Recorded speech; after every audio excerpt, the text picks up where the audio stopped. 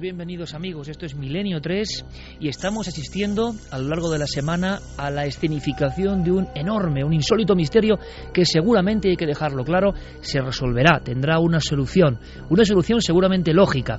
Pero lo que nos interesa esta noche es comprender qué ha podido ocurrir, debatirlo con todos vosotros y no solo eso, el impacto enorme, hondísimo que se produce cuando en esta comunidad hiperglobalizada, este mundo hiperescaneado, este planeta Tierra en el que creemos que todo está perfectamente controlado, va y ocurre lo imposible, lo inexplicable, lo inaudito. ¿Cómo se refleja eso en los diferentes estamentos? ¿Qué ha pasado? No se habla de otra cosa. Una mera observación de los periódicos y medios digitales de todo el mundo da una solución inmediata, clarísima. Entre las 10 noticias más leídas de cada medio, las 10 hablan de unas siglas que dejan de ser crípticas para convertirse en auténtica matrícula del misterio. MH370. Un Boeing 777, modelo de fabricación, matrícula 404. Está siendo buscado por más de 15 países. Se está rastreando cada centímetro cuadrado. ¿Os imagináis, amigos, el nivel de percepción que tienen ahora mismo los radares militares de las diferentes potencias? Lo hemos hablado en muchas ocasiones. Años luz nos llevan respecto al material que nosotros empleamos. Y el material que empleamos los usuarios es ya maravilloso. ¿Qué no tendrán, para un caso de estas características, las potencias del mundo? Y después de 7 días, la respuesta podía estar perfectamente, hasta que se demuestre lo contrario, en esos viejos libros, Patrice Gaston, Desapariciones misteriosas, u otros, de títulos todavía más inquietantes y que marcaron a toda una generación en los 70. Aparecían aviones en las portadas, y extrañas nubes, y extrañas posibilidades. Libros como En el limbo de lo perdido. Vamos a tener la última hora, y vamos a vagar por el espacio aéreo, intentando comprender en este cluedo dramático qué es lo que ha ocurrido. El primer ministro, hace escasos minutos, decía esto. Basándonos en nuevas comunicaciones de satélites, podemos decir con un alto grado de seguridad que el sistema de comunicación del avión fue desconectado justo antes de que alcanzase la costa este de la península de Malasia. Instantes después, cerca de la frontera entre los espacios aéreos de Malasia y Vietnam, el transpondedor del avión fue apagado. Estos movimientos son compatibles con una acción deliberada por parte de alguien dentro del avión. Se habla de otra aeronave muy cerca del punto de desaparición exacto del MH370, la KL672. Ocurrieron cosas extrañas. Vamos a intentar resolverlo. Clara Tauces, buenas noches. Extraña a los expertos de lo que está pasando. Aprendamos. Hay un radar en todos los aviones en los cuales nos montamos tranquilamente, porque sabemos que estamos siendo vigilados, que son los radares secundarios, como digo, y que tienen una información básica. Para los expertos esto se llama transpondedor, y esa palabra que ha salido ahora en todos los medios tiene un significado, y es clave, es el carnet de identidad. Transpondedor, primera palabra para apuntar esta noche de misterios.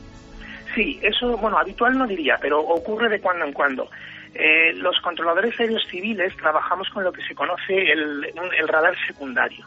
Entonces, este tipo de radar requiere de una participación activa de la aeronave a través de un aparato que lleva instalado el avión que se llama transpondedor. ¿Cómo actúa esto? Pues muy sencillo, nuestras antenas emiten una señal de interrogación que la aeronave recibe, el aparatito la procesa y envía una señal respuesta que lo que hace es que en nuestras pantallas de radar nos aparezca no solamente un puntito, como cabría pensar, ¿no?, por lo que hemos visto en las películas, sino una etiqueta en la que viene toda la información de la aeronave, el indicativo, la altitud a la que va, la velocidad, el rumbo, el plan de vuelo que va a seguir y multitud de datos, ¿no? Esto es lo que se conoce como radar secundario. ¿Qué ocurre? Que si por cualquier circunstancia ese aparato electrónico, que es como un transistor, es una radio, ¿no?, muy sofisticada lógicamente, ¿no?, pero si ese aparato por cualquier circunstancia deja de funcionar, bien porque los pilotos manualmente la apagan, bien porque hay un fallo eléctrico, bien porque el aparato se estropea, automáticamente ese avión para los controladores aéreos civiles es invisible, dejamos de verlo. Esto a veces ocurre y entonces, como sabéis que los aviones llevan por seguridad prácticamente todos los sistemas duplicados e incluso triplicados, lo que suele ocurrir es que se le notifica al piloto. Cuando nosotros vemos que desaparece una etiqueta, pues le diríamos, por ejemplo, Iberia 3149, contacto radar negativo. Entonces el piloto cambia de equipo y lo normal es que automáticamente vuelva a aparecer la etiqueta y se siga con la operación normal. Lo que ocurre prácticamente en el 100% de las oportunidades. Se sigue ante un mínimo fallo con ese segundo o tercer sistema de seguridad que salta automáticamente. No creamos que solo hay un sistema y que si se va al garete ese avión queda sin matrícula en el limbo de lo perdido. Hay muchos más sistemas e incluso de este radar secundario existen otros que saltan para, desde luego, resolver cualquier posibilidad o incidente inesperado, porque en el aire todo está controlado al milímetro. Hay un radar primario. Ya tenemos la idea gráfica en nuestra mente. Ese avión en el que viajamos tranquilamente por cuestión de negocios o de placer está enviando constantemente a la torre de control y a los diferentes lugares por donde pasa su matrícula, informando de la altitud, de los cambios, al margen de las conversaciones directas de los pilotos. Y es muy bueno poner todo esto claro, compañeros, para luego debatir sobre qué ha podido ocurrir. ¿Y qué es el radar primario? El radar primario es distinto. El radar primario muchas veces además tiene que ver con los radares de defensa que controlan grandes áreas del planeta y donde evidentemente no pasa nadie violando el espacio aéreo sin que se intervenga de inmediato. Aquí, que sepamos, no ha intervenido nadie. Por tanto, a las 0:41 horas, saliendo de una zona de Malasia y en dirección, curiosamente, a lo que los antiguos investigadores, y también lo vamos a contar, porque es nuestra obligación, llamaban el Triángulo del Diablo, porque había habido muchas desapariciones en esa zona, algo ocurre. Esa matrícula desaparece. Por tanto, los radares primarios tendrían que activarse y seguir dando la señal de ese objeto de grandes dimensiones, aunque no tengan esa matrícula del radar secundario. También le extraña, por supuesto, a David Guillamón que no ha habido información en esos radares tan poderosos. Existe, por ejemplo, lo que se conoce como radar primario, que ese es el radar que nosotros conocemos vulgarmente. Es el radar que consiste en una antena que envía un pulso, rebota en la aeronave, o en la aeronave, o en un cumulonimbo, o en un pájaro grande, y entonces la señal vuelve a la antena y el sistema, por calculando el tiempo que ha tardado la señal en ir y volver, pues te da una posición. En este caso, tiene una posición, no se obtiene ninguna otra información, ni el indicativo ni la velocidad, solo la posición de la aeronave. Pero lo cierto es que en muchas zonas del mundo existe este tipo de cobertura de radar primario. ¿Por qué? Porque se usa mucho, sobre todo para defensa aérea, porque, como es lógico, si alguien quisiera entrar en un país o hacer contrabando con avión, no iba a entrar con un radar secundario para que los controladores dijéramos, oiga, ¿qué hace usted ahí, no? Y ya tenemos la segunda viñeta de este suceso. Unas áreas perfectamente controladas por poderosos radares que no dejan escapar, vamos, podríamos decir, ni a un ave. Por tanto, un chisme de esta envergadura. ¿Qué ha ocurrido? ¿Qué maniobras han pasado dentro de la propia cabina? ¿Contaban con ayuda la tripulación? ¿Se sabe quiénes eran los comandantes? ¿Se sabe? ¿Tenían algún historial que pueda hacer que sospechemos en torno a una actividad terrorista? Por el momento se descarta. ¿Qué ha pasado? Hemos hablado con Agustín Guzmán. Él es miembro y responsable del departamento técnico del SEPLA y experto en accidentes aéreos. Y el desconcierto es brutal, porque nadie sabe qué está ocurriendo a día de hoy. Lo normal es que a las 24 horas tengamos información precisa en este mundo hipervigilado de todo lo que ocurre. Es lo desconcertante de este caso. Hombre, ahora mismo cualquier opción es válida. La verdad es que si no sabemos dónde está, si estas balizas no han emitido ninguna señal, puede haber ocurrido cualquier cosa. También lo que es extraño es que, hablando del radar, de los radares militares son independientes de los sistemas que tenemos nosotros de localización, por una cuestión evidente de defensa, ¿no? Entonces, si yo estoy defendiendo mi espacio y tengo radares militares, porque estos radares militares no siguieron obteniendo datos de este avión, que lo tenían que tener localizado y controlado. Estamos hablando con los máximos responsables en España que vigilan y hacen esa gran labor de vigilancia del espacio aéreo y están tan desconcertados como todos nosotros. Estáis escuchando Milenio 3, como siempre, en la cadena SER, y nuestra obligación y nuestro interés es daros todos los datos. Por ejemplo, si ocurriese algo dentro de una aeronave, algo, por ejemplo, como una amenaza terrorista, como un intento de secuestro, ¿qué pueden hacer los comandantes o el comandante y su segundo piloto? ¿Qué pueden hacer? Hay incluso una serie de códigos más o menos disimulados que se utilizan como claves internas para que llegue a donde sea preciso la información de auxilio sin dar ninguna señal a esa persona que ha entrado en la cabina y ha intentado violentarles o dar algún mensaje o amenazarles o incluso dispararles. Todos esos supuestos perfectamente controlados están por parte de las organizaciones aéreas internacionales. David Guillamón nos cuenta los protocolos. Hay que decirlo, nos cuenta hasta dónde se puede contar, porque esto sigue siendo un poco el libro secreto de la aeronáutica. Son códigos internos para saber que uno, como cuando se pulsa la alarma bancaria bajo el mostrador en un atraco, pues son cosas que no tienen por qué saberse dónde están. Lo que extraña, por ejemplo, a este hombre, a este secretario de controladores de comunicación de controladores aéreos españoles, es por qué ni siquiera hay una señal de SOS que se puede mandar de muchas formas en el momento inmediato a una supuesta rebelión en cabina o algo inesperado. Escuchamos. Hay unos protocolos, ¿no? que seguimos los pilotos y los controladores para que los pilotos, de manera discreta, puedan hacernos saber a los controladores que están siendo objeto de lo que llamamos interferencia ilícita.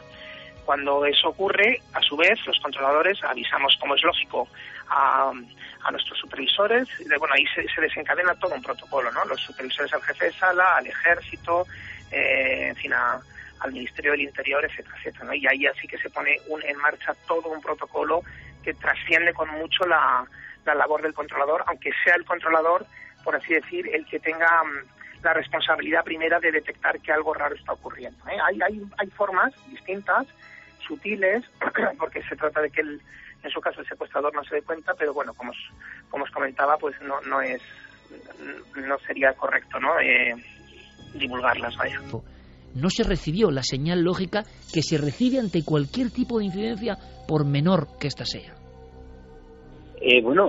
Sencillamente que nadie activó ningún tipo de alerta, porque tienen varios métodos, ¿no? Pero lo normal es comunicar con radio por cualquier incidencia que se pueda ocurrir, comunicar con radio con el controlador aéreo, con control de tránsito aéreo, o si no, hay otros tipos de códigos, como podrían ser, por ejemplo, poner en el transponder, en el aparato que apagaron, por ejemplo, poner el código 7500, lo cual significa que sin que se genere ningún tipo de comunicación oral, que el controlador sabe que el piloto está queriendo indicar que ese avión ha sido secuestrado. El problema, quizás en el caso del vuelo del 370 de Malaysia Airlines, es que los secuestradores parecen entender bastante el funcionamiento interno de la aeronáutica y quizás eso sugiera pues que hay una cierta especialización en el terrorismo que ellos hacen, ¿no? Por haber apagado el transponder y por no haber generado ningún tipo de comunicación. El avión estrellado en tierra o en el mar. Hay un sistema de cajas negras y de aerobalizas que realmente de inmediato transmitirían una señal. Es decir, estamos viendo que un vuelo hoy en el 2014 en cualquier lugar del mundo es una caja hiperconectada con casi todo. Y si faltaba algo, nos lo cuenta Agustín Guzmán, del Departamento Técnico y Experto en Accidentes del SEPLA, ni más ni menos. Ya hay un sistema que llevan estos aviones, incluido el que ha desaparecido, de, vamos a llamarlo así, linkado absolutamente con diferentes satélites. Manda unos reportes que podemos llamar normales, es decir, pues igual depende cómo lo hayan programado, pero a la hora de vuelo les voy a mandar un informe de cómo van los parámetros de los motores o de presurización o del sistema eléctrico, lo que sea. Y por otro lado, en caso de que empiecen a fallar equipos, también va mandando esos reportes que indican que algún equipo dentro del avión está funcionando mal.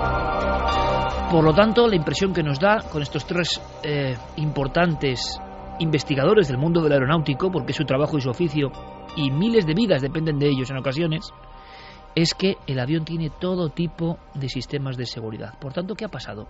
¿Qué ha ocurrido? ¿Cuáles son las posibilidades? ¿Qué pensáis vosotros? ¿Qué está ocurriendo? ¿Una semana? ¿Secuestro? Y entonces, ¿por qué no se ha reivindicado el secuestro, que es la primera acción lógica de un grupo terrorista? ¿Accidente? No hay ni un rastro, absolutamente nada, en 7 días. ¿Qué ha ocurrido? ¿Ha entrado en el espacio aéreo de otro país de forma clandestina? ¿Y los radares militares de ese país, sea el país que sea, que están asociados a las redes aéreas de tránsito mundial, no informan? ¿Y los radares militares no son los primeros en salir en vuelo para saber qué ocurre? Hay teorías tremendas que vamos a contar. Por ejemplo, que eso esté en algún sitio detenido, preparándose para un nuevo vuelo con fines realmente terroríficos, para utilizarlo como un misil.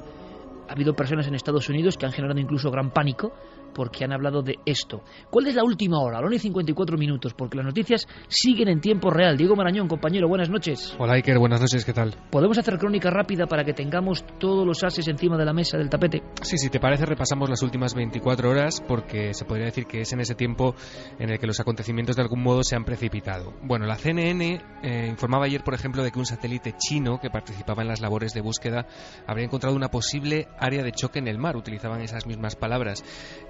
Hablaban de 3 imágenes que fueron publicadas a los pocos minutos por el gobierno chino, que se habrían obtenido el pasado domingo 9 de marzo sobre las 11 de la mañana. Aunque estas imágenes la verdad es que no parecen corresponder a ningún tipo de restos, el motivo por el cual no han sido reveladas hasta ayer, Iker, por el Departamento de Ciencia y Tecnología del gobierno de China, lo desconocemos como tantas cosas alrededor de este episodio. También ayer, medios locales de Malasia, diarios regionales, informaban de que la policía de aquel país estaba registrando los domicilios de los 12 miembros de la tripulación que se encontraban a bordo del avión. Estaban buscando cualquier tipo de pista, pero quien sin duda se ha apuntado el gran tanto mediático en las últimas horas ha sido el Wall Street Journal. Fue este diario el encargado de revelar que el vuelo MH370 habría seguido volando durante al menos 4 horas después del último contacto con la torre de control y de que el radar perdiera su contacto. Bueno, este periódico citaba datos del motor que habían sido recogidos de forma automática por varios centros de gestión y según esas lecturas se podría decir, y así como hemos escuchado al principio del programa, lo ha confirmado hoy mismo hace apenas unas horas el primer ministro de Malasia, que el avión podría haber girado en pleno vuelo y sin avisar, que es lo extraño, lo que nos contaba Miguel Ángel Ruiz. Me permito recordar, Iker, en este punto que esta información en concreto ya circuló el pasado domingo, hace hoy ya casi una semana, la misma información, y fue desmentida, o si no desmentida, sí pasada por alto de forma deliberada por Malaysia Airlines en un primer momento. De hecho, la aerolínea ha confirmado hoy que efectivamente contaba con información por satélite que revelaba el desvío del avión desaparecido, pero que se habían visto obligados a decir que, pues que dada la naturaleza extremadamente grave de la situación, sin precedentes, como hemos escuchado, habrían decidido no divulgar esos datos en público hasta que lo ha anunciado hoy el primer ministro.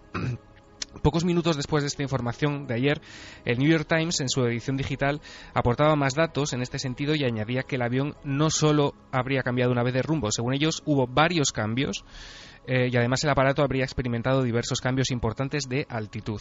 El Malay Mail, que es un diario local de Malasia, recogía las palabras de los familiares también ayer. Muchos familiares estaban reunidos en el Hotel Everly y al escuchar estas informaciones, se mostraron esperanzados de que con todos estos datos pues pudieran encontrar el avión y de que sus ocupantes estuviesen bien. Un optimismo, Iker, que contrasta con una nota que lanzaba hoy mismo Reuters y que apuntaba, a la luz de las señales procedentes del aparato, a la posibilidad de que éste pudiera haberse quedado sin combustible después de tantas horas de vuelo, estrellándose contra el Océano Índico. Y por último, en las últimas horas, es muy curioso porque el corresponsal en materia de seguridad de la BBC, que se llama Frank Garner, lo leí hace apenas unos minutos, dice que los investigadores están centrando ahora mismo sus pesquisas no solo ya en los miembros de la tripulación, sino en todos y cada uno de los pasajeros. Está comprobando uno por uno si cualquiera de estas personas había tenido un historial reciente pues de problemas mentales, de conflictos familiares o si pasaban por un estado de estrés máximo. Y cita, además, el caso de un copiloto de las líneas aéreas de Etiopía que hace solo 4 semanas secuestró su propio avión para exigir asilo político en Suiza. Aunque los expertos dicen y aseguran que el asunto de los secuestros aéreos ha descendido, que era una cosa, por ejemplo, que en los años 70 fue realmente grave y que precisamente la tecnología actual después de los tremendos casos del 2001 de las Torres Gemelas y similares, ha decrecido. Es que hoy en día es mucho más difícil hacerse con un vuelo y no llamar la atención en este mundo, como decíamos, hiperconectado. Hablando de otras cosas, Diego, ha habido personas que han causado una gran alarma, como un viejo conocido del mundo del misterio, Whitley Strieber, por ejemplo, sí, que ha hablado, y claro, es que ahora la información y el público está muy sensible, porque además tiene que ver con una teoría que no es que mantenga Santiago Camacho, sino que es una que, bueno, es plausible, según él muy complicada, nos va a contar ahora, de utilizar ese avión como gran bomba. Sí, él lo publicaba hoy mismo en su blog. Y la teoría que ha alarmado a bastante gente es la que apunta a que ese avión podría haber aterrizado en una zona despoblada. Es muy complicado porque estamos hablando de un Boeing 777 que no es cualquier cosa. Pero bueno, Whitley Strieber dice que podría haber aterrizado y que los secuestradores podrían estar cargando ni más ni menos ese avión con una especie de bomba nuclear con el objetivo de dirigirla hacia una gran ciudad de Europa. Y que antes de nada quería comentar simplemente que sí que hubo una reivindicación de atentado, fue el pasado martes, aunque la verdad es que no se le ha hecho demasiado caso. Lo reivindicó un grupo terrorista chino, la Brigada de los Mártires. Ellos atribuyeron la responsabilidad de la desaparición del avión, pero las autoridades no le dieron demasiada credibilidad porque, en fin, ellos pensaron que esto solamente quería aumentar las tensiones étnicas en China. Sí, que a toro pasado, a veces cuando ocurre con los incidentes un poco misteriosos, alguien se sumaba al carro diciendo hemos sido nosotros, ¿no? Eso es. En cuanto a cuestiones, vamos a llamar quizá más folclóricas, bueno, lo que uno quiera, o más extrañas, o más estrambóticas incluso, no solo Whitley Strieber, ha salido a la palestra ni más ni menos que Uri Geller, diciendo que él se prestaba a informar en cuanto a visión remota, no sé en qué ha acabado esto, la posición del avión, ¿no? Se ha salido rápidamente, pero como muestra un poco también, aunque es un asunto grave y muy serio, pero la sensación de que todo el mundo, da igual el lugar, la residencia, la condición, sea científico o sea paragnosta, como supuestamente es Uri Geller, todo el mundo se ha sentido como con ganas de colaborar a su forma. ¿Y qué ha dicho el señor Uri? Bueno, pues no ha dicho demasiado. Él lanzó esta propuesta a través de su cuenta de Twitter esta semana. Él decía que estaba interesado en tratar de ver a través de la visión remota dónde podría encontrarse ese avión. Instaba a los usuarios de Twitter a que también le ayudaran con sus intuiciones para ver si entre todos podían, de alguna manera vislumbrar el paradero del vuelo, y no se sabe mucho más. Desde Milenio 3 hemos tratado de ponernos en contacto con Uri, pero lamentablemente no ha sido posible. Escuchemos un momento al ingeniero Vicente Fuentes, amigo de las teorías de la conspiración, antes de pasar a teorías, porque esto es intrigante.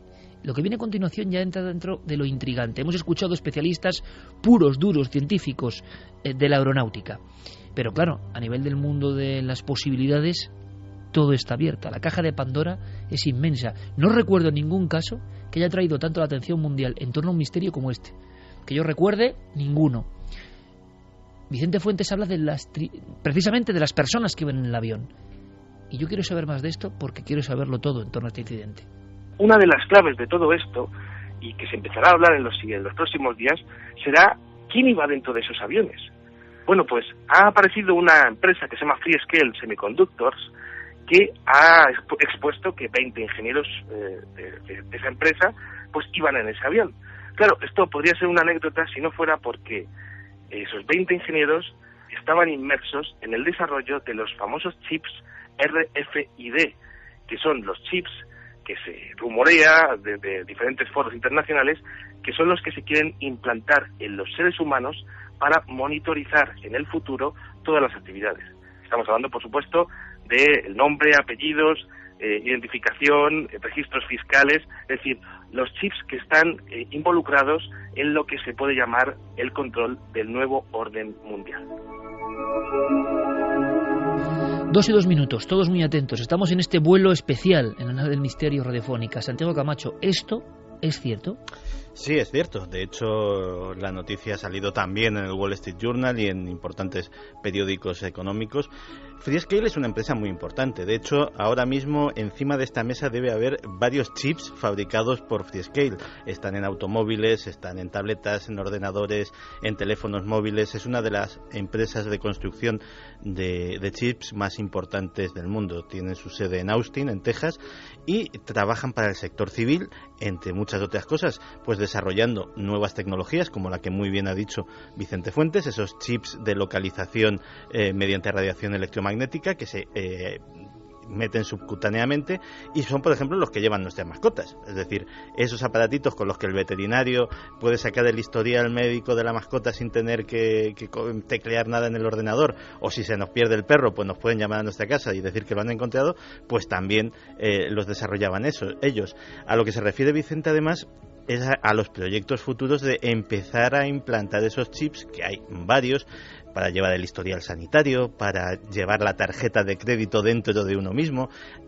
Todo esto desde el punto de vista más conspiranoico es visto con muchísima reticencia, porque claro, se ve como un inicio de una especie de control absoluto y orwelliano de toda la población mundial. Pero hay otra cosa mucho más inquietante con respecto a esta empresa. Ellos también trabajan para proyectos militares. Una de las cosas en las que se rumorea que anda FreeScale trabajando para el ejército norteamericano es precisamente proyectos de invisibilidad electromagnética. Es decir, proyectos que se meterían en cazas invisibles, en bombarderos invisibles, que aparte de esos recubrimientos que son básicamente una pintura repelente del radar, hablando en términos llanos, pues tendrían un sistema, proveerían a esos aviones de un sistema activo que también serviría para repeler la detección electromagnética. Claro, es que justo es lo que le ha sucedido a este avión, en cierto modo. Es decir, estaba y de repente ya no está. Como casualidad, la verdad es que es notable.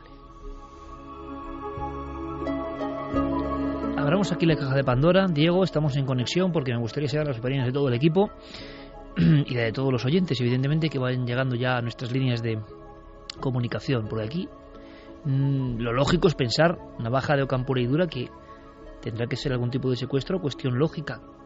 Ha ganado puntos la teoría del secuestro. Pero si uno ve los datos de cómo se ha producido, y repetimos, por eso era toda la introducción, cómo está el mundo, es muy difícil que haya un agujero negro para actuar en un mundo hipervigilado. Santi tiene una teoría que a ver si puede contar brevemente, que ha llegado a la redacción y nos ha dejado a todos blancos con esa teoría, y me gustaría ver si la compartís y desde luego podemos opinar libremente. A mí, fíjate que hay una nueva idea que se me ha venido a la cabeza justamente cuando iniciábamos el programa, y es que leyendo entre líneas, al que hemos oído hablar al principio del programa es al primer ministro de Malasia, Najib Razak. El primer ministro. Cuando se trata de un accidente aéreo, lo normal, por mucha repercusión mediática que tenga, es que sea el ministro de Transportes, el responsable de seguridad aérea, etcétera, etcétera, el que haga este tipo de declaraciones. Que un primer ministro, que un brazo director de una nación soberana se ponga a dar este tipo de explicaciones, a mí me recuerda cuando el primer ministro japonés empezó a dar explicaciones sobre Fukushima y dije, esto sí que es realmente grave. Pues llevo desde que supe esta historia dándole vueltas a una posibilidad remota, pero no imposible. De hecho, fíjate, sobre esto mismo, la agencia Associated Press preguntó a un experto norteamericano en seguridad aérea que se llama Alan Diehl, y les pusieron una teoría muy parecida a la que voy a exponer ahora mismo. Y dijo, caramba, es muy, muy difícil, pero no es imposible. La historia sería que un grupo de secuestradores, en connivencia probablemente con uno o varios miembros de la tripulación, tomaran el poder del avión.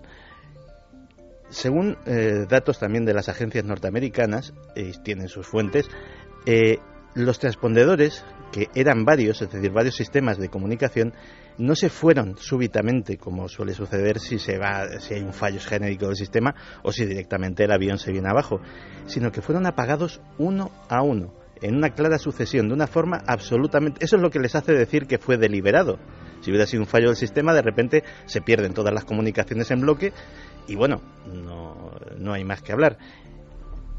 Esas personas pueden tomar el avión, personas con un enorme conocimiento aeronáutico, algunos de esos sistemas ni siquiera están en la cabina.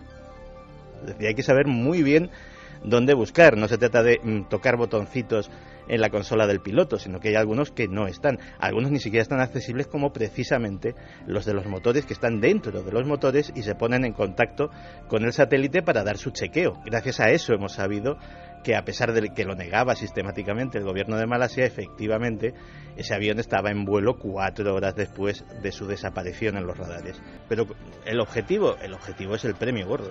El premio gordo es tener un avión comercial que no existe a tu disposición. Un avión comercial al que le puedes manipular el transpondedor, cambiarle la matrícula, digámoslo así, hacerlo pasar por otro vuelo. Si tienes más cómplices en más sitios, incluso manipulando los planes de vuelo y dándole un plan de vuelo falso, y llevarlo cargado de lo que quieras al centro de cualquier gran ciudad. Un 777 tiene una carga útil de 100 toneladas. Simplemente, Whitney Strieber decía una bomba atómica. 100 toneladas de explosivo convencional a bordo de un avión en el centro de una gran ciudad es el caos absoluto, es lo más parecido a la explosión de una bomba atómica.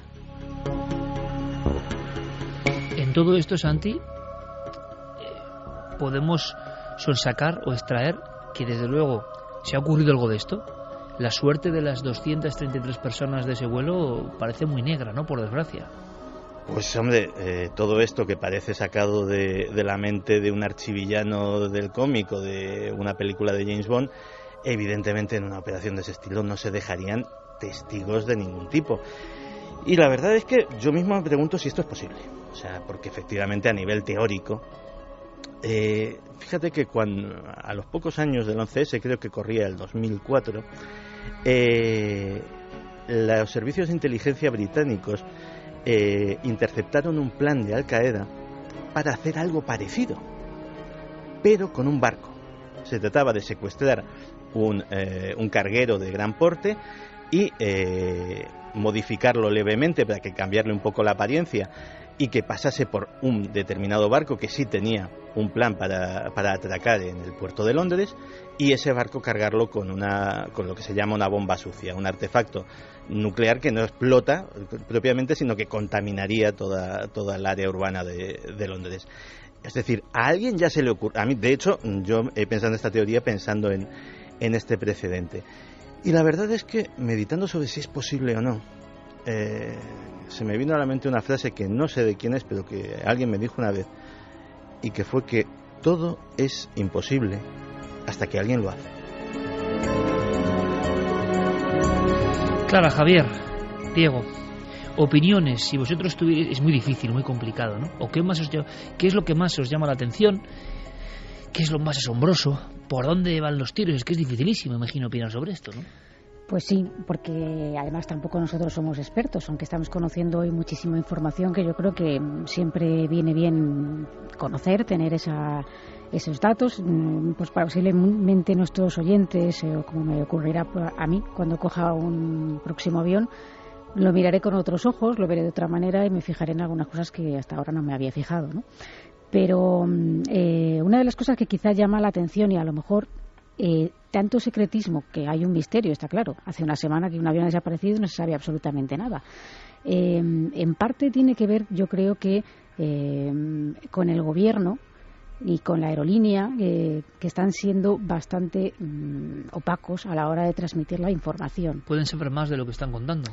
Yo creo que sí, que ellos tienen que saber algo más, y que, de hecho, es decir, cuando se ha producido esta detección de que ese avión estuvo volando al menos 4 horas más desde que teóricamente desaparece, claro, los familiares, cuando esta información, dicen, pero bueno, ¿desde cuándo sabían esto?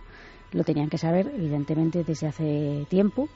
Y incluso se dijo ya anteriormente, y como se ha visto a lo largo de todas las informaciones que hemos ido conociendo, se ha incluso negado o quitado importancia, ¿no?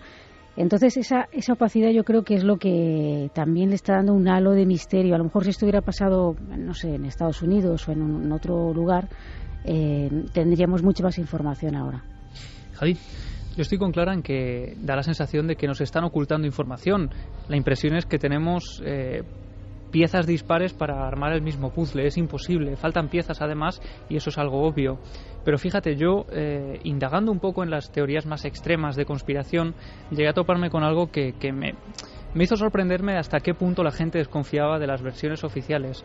Y hay teorías tan sorprendentes como que esto se trataría de una estrategia extrema de marketing viral. Se ha llegado a hablar de eso en un principio, claro. Y eso es tremendo porque demuestra el mundo en el que estamos.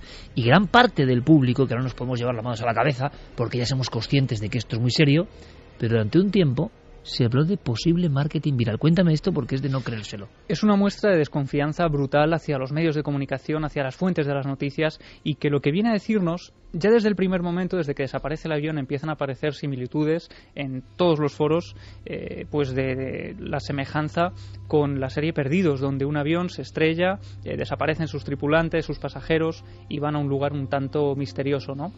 Pues lo sorprendente, claro, algunos a la idea que se apuntan es que al creador de esta serie, JJ Abrams, es ya de por sí el rey del marketing viral. Él es famoso porque sus películas, sus series, son anunciadas de una forma muy peculiar, lanzando algunos pequeños datos, falsos trailers donde se leen algunos números que metidos en cierta página web te llevan a otra información. Es una especie de pistas que él va soltando. Lo más sorprendente es que de repente aparece una información que adelanto ya que resulta ser falsa, pero que en algunos medios se toma como cierta, y es que JJ Abrams, este personaje, había sido requerido por las autoridades para analizar y conocer todo lo que estaba ocurriendo en la desaparición de este vuelo. Entre otras cosas, decían que porque él se había documentado para la creación de esa serie Perdidos. Cuando, claro, de repente aparecen incluso unas falsas afirmaciones de este personaje que se inventa un medio de comunicación satírico, de estos que de vez en cuando cuelan noticias, pues algunos dan por hecho que efectivamente este director de cine y de series está metido ahí. Y eso ya es lo que genera tal desconfianza que llega a hablarse, Iker, de que los propios pasajeros del avión serían incluso actores que habrían ocultado a sus familiares que estaban metidos en esa promoción de algo que estaría por venir. Increíble, tan increíble como lo que ha sucedido, y también un poco espejo del mundo en el que vivimos. Hay más datos que pueden sorprender. Ahora escuchamos la teoría posibilidad de Diego Marañón, pero siendo un poco más arriesgados, escuchemos algunas teorías, por supuesto no convencionales, y que es difícil que escuchéis en un lugar que no sea Milenio 3, pero que ya están recorriendo el mundo. Y cuidado, con millones de adeptos, que por cierto, ahora se informan más en Internet que en los medios convencionales, porque esa división del mundo, aunque evidentemente los dueños de los medios convencionales o incluso quienes trabajamos en los medios convencionales no queremos darnos cuenta o nos damos cuenta a medias, esa revolución ya ha ocurrido. Las personas están indagando por sí mismas, acudiendo a fuentes de información que a veces no son nada rigurosas y componiendo en su propia casa y en su propia mente su propio puzzle, no escuchando el telediario, entre comillas, por decirlo de alguna manera, y bueno, creyéndose todo de pe a pa. El mundo ha cambiado mucho incluso desde el 2001 y hay todo tipo de teorías. Vayamos rápidamente con algunas de ellas. Cosas misteriosas justo antes del accidente y en ese triángulo del dragón o vértice del triángulo del dragón que luego comentaremos. Lo dice Vicente Fuentes. El Ministerio de Defensa de Malasia ha observado un avistamiento, una señal de satélite no identificada a las 8:14 horas, hora local de Malasia, que no lo han podido relacionar con ese avión, con lo cual tenemos como un posible avistamiento de un objeto volador no identificado en radar. Luego hay otros dos temas que son interesantísimos. Uno, si empieza a mirar las grabaciones de Flight Radar 24, que es un programa que hace un monitoreo de todas las señales de los aviones del mundo, se da cuenta de que hay otro avión del que no se ha hablado absolutamente nada, que es el KAL 672, que hace 2 cambios de dirección justo cuando está en esa primera hora del avión de Malasia desaparecido, y además está muy cerca de él. Es interesante porque ese avión KAL 672 llega a desaparecer de los radares justo unos segundos antes de que el avión de Malasia también desaparezca. Seguimos en nuestro vuelo. KAL672. No sé, Diego Marañón, tú que estás con todos los datos, central de datos, si se ha sabido algo más de estas siglas que ya han salido y se acoplan en muchas informaciones al misterio de la desaparición del MH370. Bueno, ese avión existe, el vídeo que mencionaba Vicente Fuentes está dando vueltas en internet, pero ha salido a la palestra Michael Robertson, que es el CEO de Flightradar 24, explicando que ese eco extraño, esos movimientos vagos de ese avión se deben precisamente a un error de los datos que recibe Flightradar. Dice que pueden ser paquetes de datos corruptos y que generan errores como el que se ve en el vídeo. Dice que cualquier error, por ejemplo, en la longitud o en las coordenadas de cualquier avión genera esos errores que a la vista, en su representación gráfica en la pantalla, pues parecen muchísimo más grandes. Pues vaya como falla el programa también, ¿no? Bueno, sí. Si genera errores cada 2x3. Me estaba comentando precisamente ahora mismo Guillermo en tiempo real que no es un programa muy fiable porque se basa en datos que también aportan los propios usuarios, no es algo tan técnico como parece. Perfecta la nota de Guillermo León, porque además imagino que esta explicación solo habrá echado más leña al fuego, ¿no? Las personas, desde el punto de vista quizá de la inexperiencia o de recibir la información, como decimos, a través de la red, estarán diciendo justo hay un error en un avión cerca del otro, ¿no? Escuchemos a Enrique de Vicente con una teoría que no vamos a escuchar en ningún sitio, seguro, y que va en otra dirección, y que es curiosa, y que puede encajar con otra que ha comentado Santiago Camacho, muy de película, una muerte súbita de todo el pasaje. Muerte súbita de todo el pasaje. Pero escuchemos primero a Enrique de Vicente.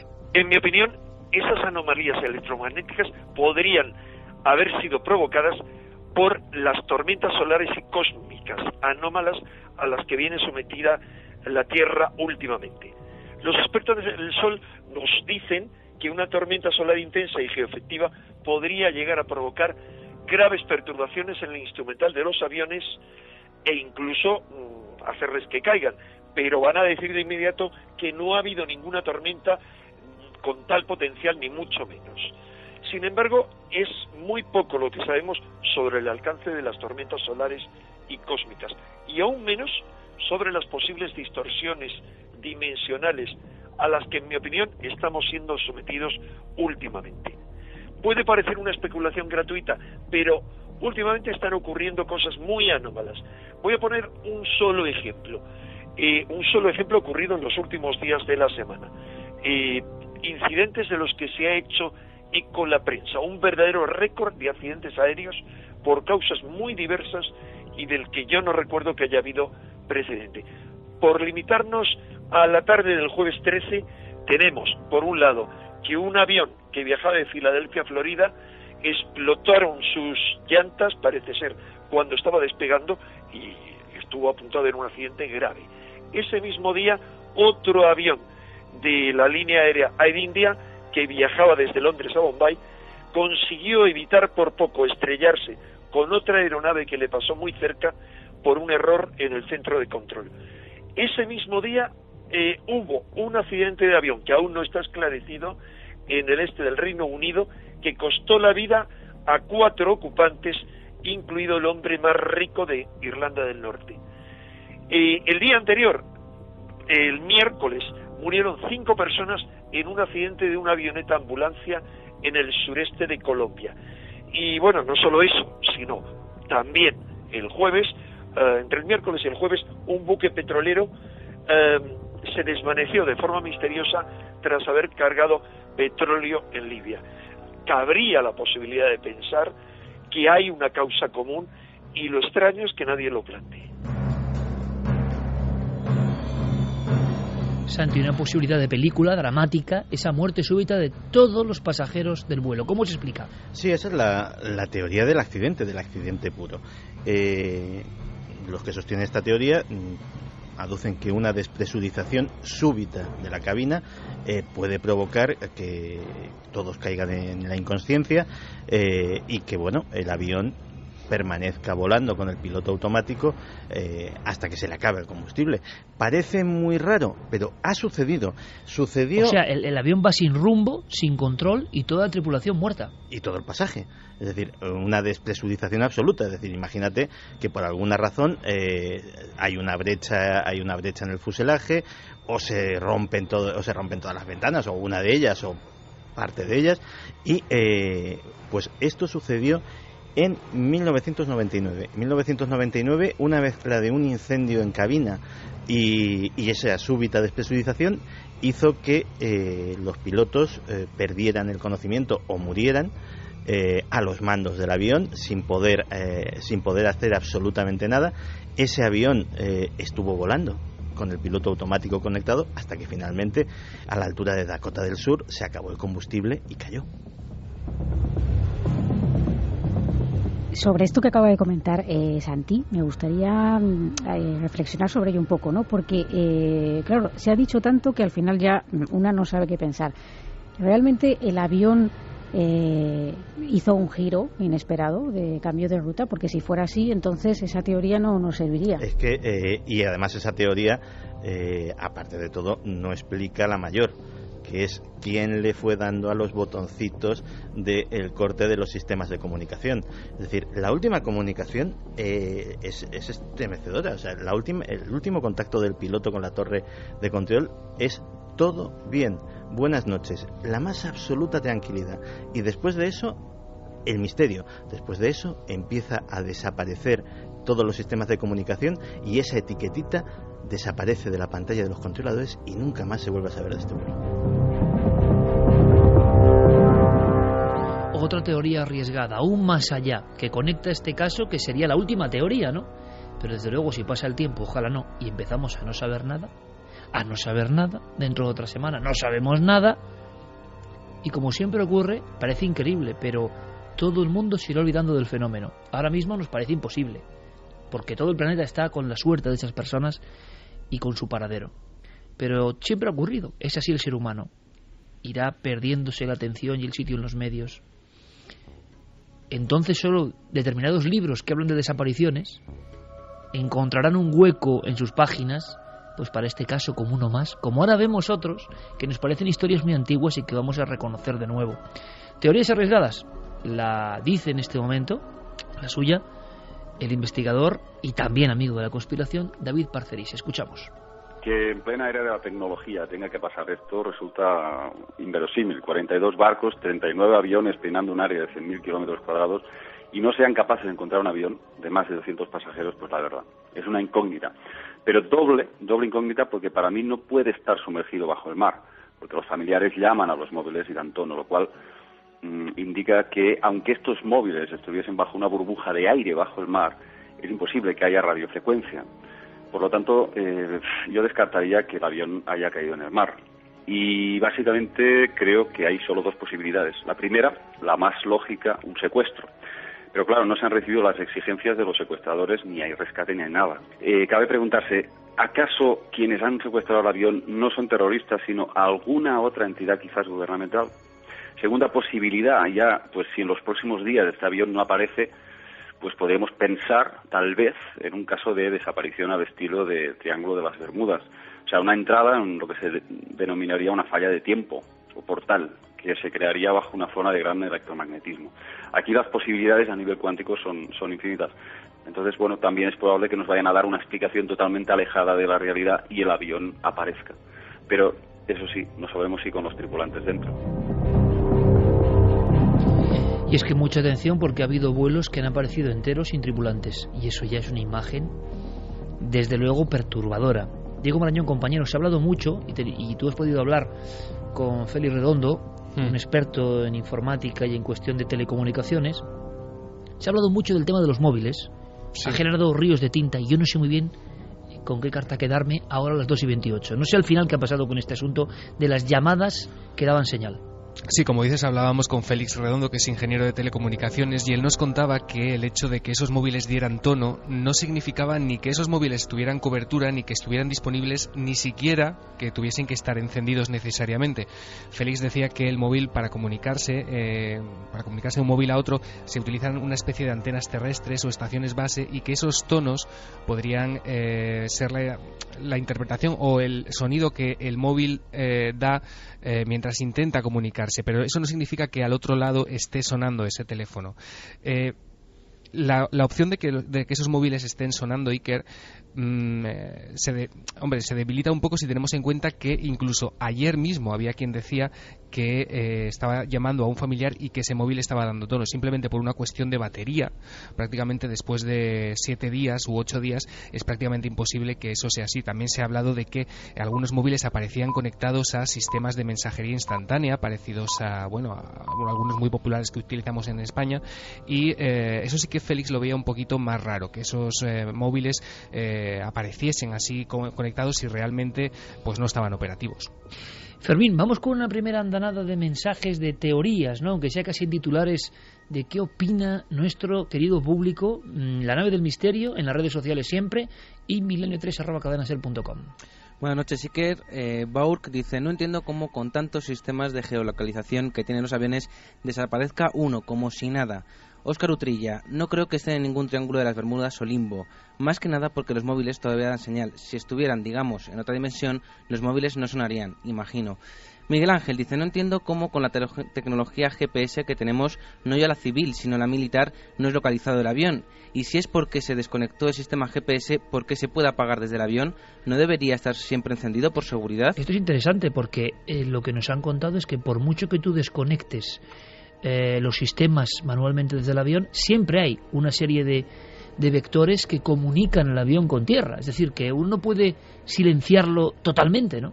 No, de hecho, ya te digo que esa precisamente fue la pista que ha dado más que hablar. Es decir, cada X horas, por ejemplo, cada uno de los motores del avión tiene un pequeño sistema que se comunica con un satélite y que da un check-in de cómo va funcionando, porque si se detecta una pequeña falla, automáticamente pues eso se recibe en la compañía y automáticamente pasan a hacer la revisión pertinente. Es decir, hay como decía uno de nuestros invitados, prácticamente cada sistema de seguridad está duplicado, triplicado, es obsesivo, pero precisamente en esa redundancia reside la seguridad de los millones de personas que toman un vuelo todos los días. Es decir, no es mentira, no es un lugar común. El transporte aéreo es es estadísticamente el medio de transporte más seguro que hay. Con lo cual todo esto es rarísimo. Si David Parcellisa me dice que el avión se ha ido a otra dimensión, es que es casi para creérselo, porque es todo tan absolutamente anómalo que cualquiera que venga con una teoría, a día de hoy todo está abierto. Ángel de Murcia me preguntaba si durante un asalto lo suficientemente rápido podrían no dar opción a los pilotos para alertar a la torre de control, y si en un mundo donde estamos todos tan controlados no se puede saber el perfil de los pasajeros. Espero que todo termine bien, aunque todo pinta muy feo. Estefanía Avaro dice: el gran caballo de Troya del siglo XXI, miedo da. Jesús: ni los mejores guionistas lo podrían hacer mejor. No me creo nada de esta teoría de pasajeros actores. Ernesto Cabello: desgraciadamente creo que el avión pudo caer en el agua tan profundo que no es posible localizarlo. Ojalá me equivoque y sigan vivas las 233 personas. Interesante esto también, Fermín, en el aspecto de que, un accidente en el agua da la impresión por otros accidentes, compañeros, que siempre salen a flote materiales, trozos, manchas de aceite, combustible, o sea que siempre se logra una pista, ¿no? Que el avión se hunda intacto es muy, muy, muy complicado, sobre todo si ha sido un choque violento. Claro. Si ha sido un aterrizaje de emergencia es todo lo contrario, porque lo más normal es que queden supervivientes, que haya botes, etcétera, etcétera. Y que se haya informado de todo el proceso. Claro, ahora bien, estamos hablando de un aparato que le haya pasado lo que le haya pasado, tenía combustible para 8 horas. Combustible para 8 horas, si cogemos un mapa, le da para estar en un radio tal que desde Malasia llega hasta Pakistán, cubre toda la India, cubre toda China, cubre toda Mongolia, cubre la mitad de Japón, cubre toda Australia y cubre prácticamente todo el Océano Índico. Vete tú a buscar algo ahí. Es decir, es una extensión enorme, es un cuarto del planeta, como si dijésemos. Y puede estar en cualquier sitio de toda esa área. Samboy Paranormal dice: todo este tema del avión desaparecido me da muy mala espina. Aquí ha pasado algo que no quieren que sepamos. Dover Babel dice: si es un secuestro debería tener ayuda externa para la circulación aérea, a no ser que sigan un avión cuya ruta conozcan. Marcela dice, mi hipótesis, han usado un arma nuclear o desconocida para nosotros, para demoler el avión y que no quede ningún rastro ni explosión. Es otra de las teorías de la pura conspiración, Santiago, que se habla de algún tipo de arma desconocida, se ha dicho, se ha mencionado, suena ficción total, pero también se ha dicho. Sí, de hecho lo he leído yo en algún foro, precisamente relacionado con lo de los ingenieros de Free Sky, que decían, bueno, todo esto es un complot, la típica eliminación de científicos, etcétera, etcétera, sin mayor fundamento. Es decir, que te dicen, pues sí, han utilizado un arma de pulso electromagnético y por eso las cajas negras también están inutilizadas y tal. Pues vale, pues te digo como lo de otra dimensión. Pues vale, es que a día de hoy es todo es especulación, porque no hay nada sólido a lo que agarres en este caso, que es una de las cosas maravillosas que tiene. Maravillosas y dramáticas también. Un avión entero, la carcasa de ese avión y sin un solo tripulante. ¿Ha ocurrido en alguna ocasión, Javi? Sí, es algo que además inquieta, porque es un tipo de fenómeno que ha ocurrido más a menudo de lo que uno podría esperar. En el libro de Patrice Gaston que mencionábamos antes, Desapariciones misteriosas, se recogen algunos de estos casos. Uno de ellos, por ejemplo, de los primeros que se recogen, 24 de julio de 1924, en el desierto de Mesopotamia, ni más ni menos. Un lugar, actual Irak. Claro, muy especial. Allí desaparece un avión de pequeñas dimensiones, casi una avioneta, con el piloto Walter Day y el oficial piloto Dee Stewart. El avión se da por perdido durante varias horas, las autoridades de Irak salen en su búsqueda y finalmente, en una zona muy concreta del desierto, en un paraje recóndito, encuentran el avión como si estuviera allí aparcado. Descienden, se acercan al lugar y lo que les sorprende en un primer momento es que el avión está en perfectas condiciones. No solo eso, sino que sería capaz de continuar volando. No había sufrido ningún rasguño, no había rastros de ningún accidente, ningún golpe. Pero lo que más les inquieta cuando llegan allí las autoridades es que descubren que a lo largo de unos 36 metros sobre la arena aparecen unas huellas. Las huellas de dos pies diferentes intuyen las huellas de estas dos personas, de estos dos pilotos que han desaparecido. Pero lo que inquieta, más que el accidente en sí, es que esas huellas de repente dejan de estar en la arena. Hay un momento en el que se ven 4 huellas sobre la arena y nada más, como si literalmente se hubieran desvanecido en la nada. ¿Ha habido más casos de tripulaciones desaparecidas, que aparezca el aparato y ni rastro? Sí, de hecho, los fíjate, pasajeros. Uno de los más recientes, el 31 de octubre del año 99, a escasos... ¿Año 99? Año 99. A escasos kilómetros del aeropuerto JFK en Nueva York, desaparece un Boeing 767. Durante varias horas no se tiene noticia de dónde puede estar. Salen en su búsqueda una vez más las autoridades y de repente lo encuentran en mitad del mar, encuentran los restos de ese Boeing flotando, descubren también la caja negra, pero no hay ni rastro de todos los tripulantes. Y lo más tremendo es que las últimas palabras que se recogen en la torre de control del piloto son: me confío a Dios. Y hay casos en España. Esto os va a sorprender mucho porque se dan listas de casos, desapariciones más o menos clásicas, pero y en nuestro país hemos tenido la mala suerte de algún caso ya de estos que solo se recogen en los libros de misterio, que pasan de la primera plana y de las frases de los expertos en aeronáutica como ahora, a quedarse poco a poco en ese limbo de lo perdido que solo se recoge en las viejas páginas de viejos libros.